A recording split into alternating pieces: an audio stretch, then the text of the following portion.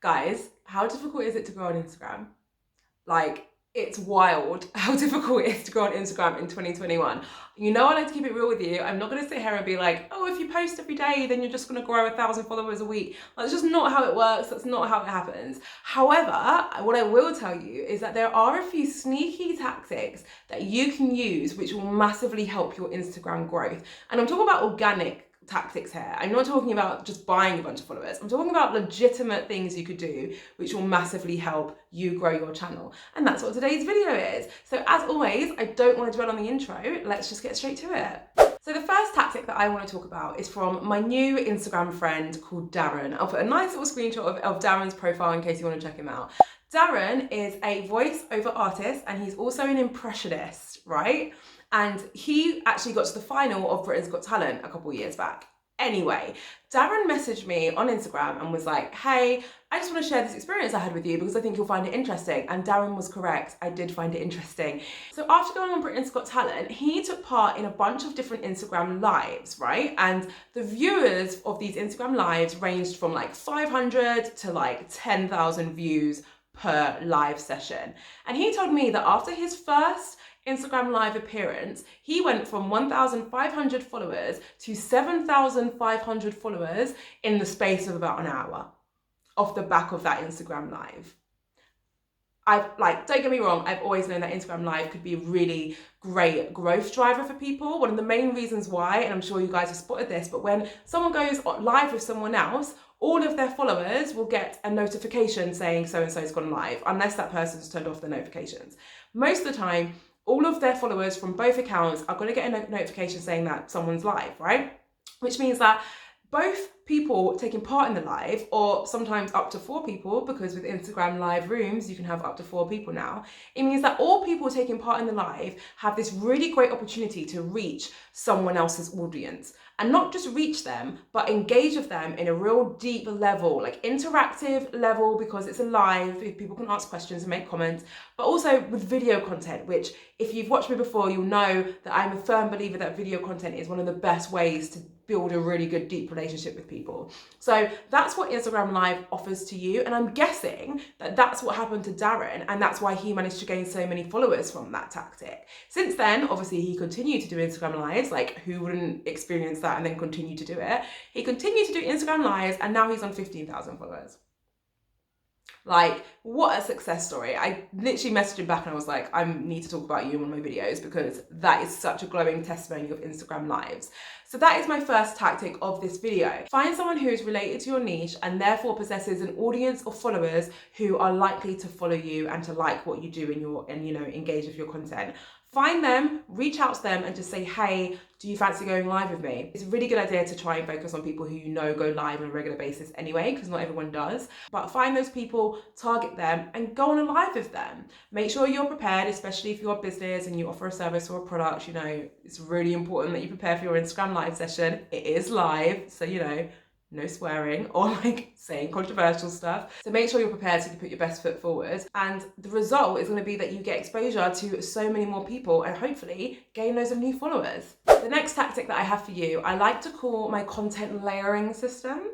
It sounds so much more fancy than it is, but I'm a marketer, so I just give fancy names to things. What my content layering system is basically a really sneaky way to help you produce content which is going to get loads of likes, which is going to get loads of saves, and which is going to get shared. So how do I achieve this?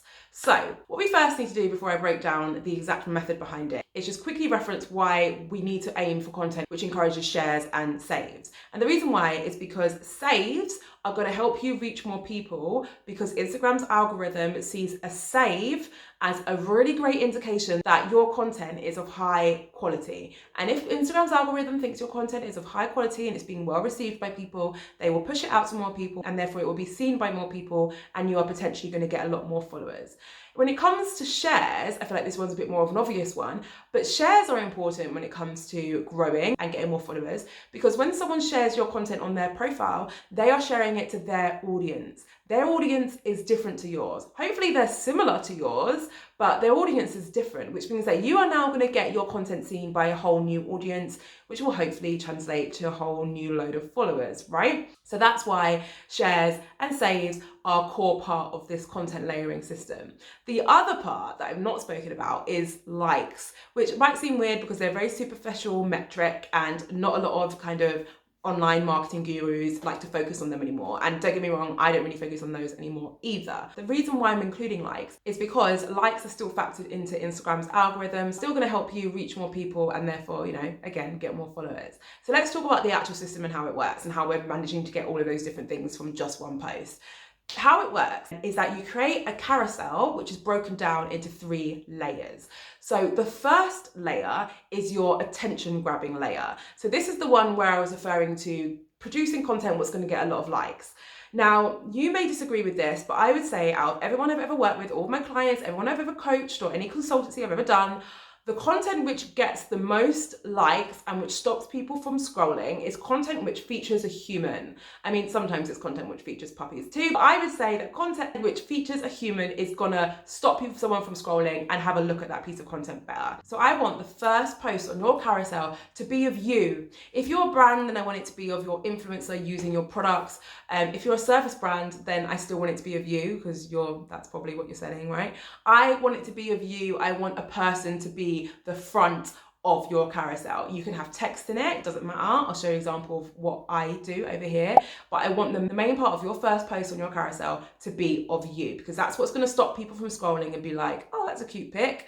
And then the next layer needs to be the shareable and savable content. So there's loads of different types of shareable and savable content. The most common ones are things like quotes and things like carousels, which provide step-by-steps on how to do something. That's real shareable and savable content. Now, you might be watching this and thinking, I don't have the kind of account on niche where I can be sharing a step-by-step of something. But I would go so far to say that most accounts and most niches can be sharing quotes. There are quotes which relate to everything, so most accounts could be sharing that. So that's what I want your second layer of your carousel to be. And then I want your third layer to be your call to action. So us marketers like to call it CTAs because who doesn't love a good acronym? So your call to action is going to be your post I have one that says like, did you find this useful? Then if you did, then like, save, share, you know, all that good stuff. Or sometimes I use one that's like, did you find this useful? If so, head to my YouTube channel. I've got more information there. You need to find a call to action which is relevant to you. If you don't know what your call to action is, just think, what do I want people to do at the end of this post? Do I want them to save it? Do I want them to share it? Do I want them to go to my website? Like, what do I want them to do? And create that as part of your carousel. A lot of people will tell you call to actions are for your captions, and they are, but they're also for your posts as well. If you're using the carousel, you can dedicate a whole post just to asking someone to do something. So by using this method, you are going to capture someone's attention when they're scrolling through their feed because your first post is of you and it's attention grabbing. You're then going to get them to swipe and you're providing value, which means they're going to share it or they're going to save it. And then if they haven't done any of that stuff already, your last post is going to explicitly ask them to make an action, to do something with what they've just seen. And a lot of people think if I ask someone to do something, they're not going to do it. That's not true. Like if you ask people to do stuff, they're probably more likely to do it, you know? If you don't ask, you don't receive. That's what my mum always told me. My next tactic is to get featured on other pages. So there's a bunch of different ways that this can happen. I'll focus on theme pages for now, but you can also be featured on like a brand's page and stuff like that. But let's focus on theme pages because theme pages are applicable to everyone, whether you're a brand or a service provider or a content creator. Quickly, if you don't know what a theme page is, it's literally an Instagram page which curates content all related to one theme. So for example, puppies or interior design. You would have seen them before, you just may not realize that that's what they're called, right? So why do you want to get featured on a theme page? Theme pages boast a really engaged audience. Every single person who is following a theme page is following it because they really love that theme of content. So for example, you are in the fashion niche and you just got reposted by a fashion theme page.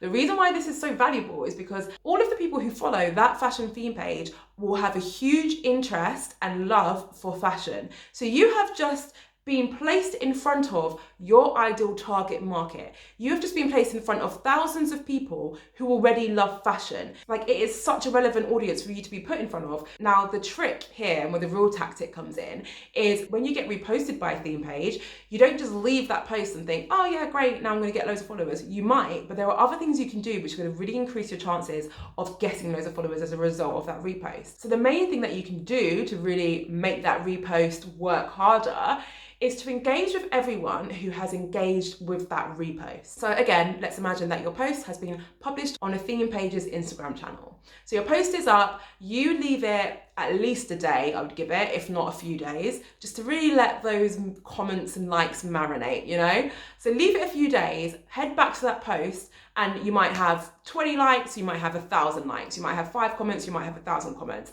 Doesn't really matter how many you have, the strategy and the tactic remains the same. All of those people who have liked or commented on that repost are warm leads, okay? So not only are they targeted people who already like your content because it's a theme page, so you can already rest assured that they're interested in your niche, but they're also people who now have signified to you that they also like your content. They like your niche and they like your post.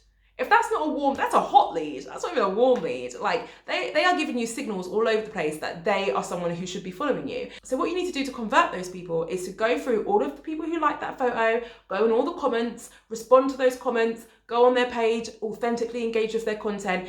Make sure that you are doing something which is authentic and genuine, but what's going to give them a notification when they go onto Instagram and they're going to see your name pop up. And what that's going to do is they're going to think, oh, that's that person. I just liked their photo the other day, what I just saw on my feed. I'm going to check out their profile. They're going to check out your profile, and because your content is just so goddamn amazing, they're going to be like, oh yeah, love this person, I'm going to follow them. And that's how you get them to convert.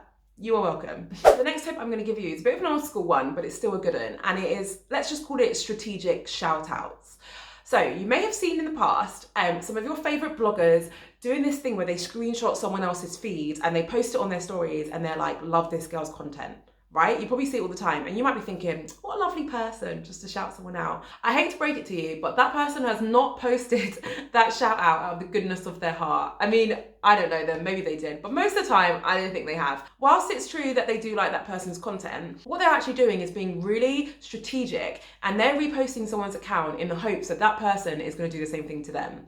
I mean, there's gonna be people watching this who's gonna be like, no, I just do it because I'm a really lovely person. So I'm sorry if I've just offended you. But in my opinion, that is the main reason why people do that. And there's nothing wrong with that. As long as it's authentic and you actually do like the person's content who you're shouting out, then if they do respond and they shout out your page, what's the problem? No harm, no foul, right? And similar theory to what I was talking about before, when that other account spots that you've shouted them out and then they repost you and they shout you out, you are getting exposure to their entire audience. And if they're a big person, they've got a lot of followers, you know, that's going to be really valuable to you, and it's going to really help supercharge your growth. The next one I'm going to talk about is one which I really don't feel like people mention enough.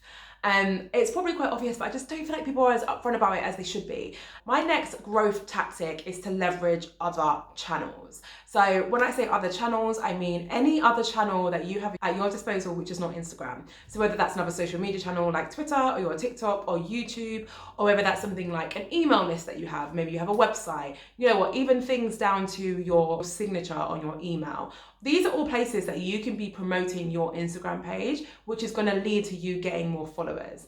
The reason why I said I don't feel like people talk about this one enough is because, in my opinion, one of the biggest drivers for Instagram growth is having a YouTube channel. Like, having a YouTube channel massively helps you grow your Instagram page. And don't get me wrong, it's not like if you have a YouTube channel, you're guaranteed to have millions of followers. Like, I've got like 4,000 followers on my We Side Hustle account. I've got like 8,000 on Orange Collective. I never claim to be someone who's like a macro influencer with loads of thousands of followers.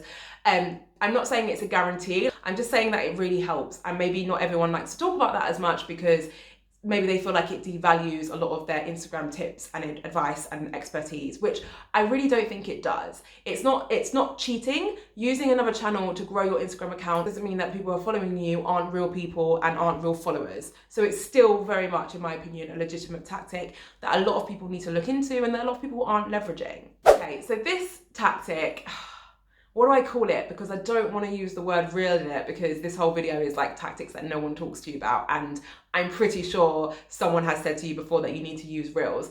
What this one isn't just me being like, use reels, use reels.